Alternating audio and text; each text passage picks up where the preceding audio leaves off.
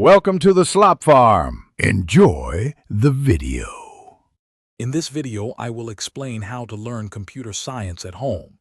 First, begin by mastering fundamental programming concepts. Select a popular, accessible language like Python or JavaScript to start your journey. Dedicate time each day to coding exercises. Consistent practice is key to building a strong foundation and understanding how code works. Next, delve into the core of computer science. Focus on understanding data structures, such as arrays and trees, which organize information.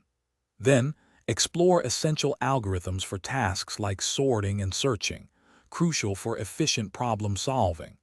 Also, gain knowledge of how operating systems function and the basic architecture of computers. Now, it's time to apply what you've learned through practical projects.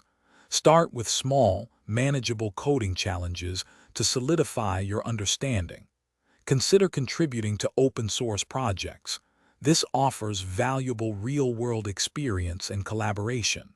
Finally, compile your best work into a portfolio to demonstrate your skills to others. To continue your growth, embrace continuous learning. The field of computer science evolves rapidly, so stay current with new technologies and programming paradigms.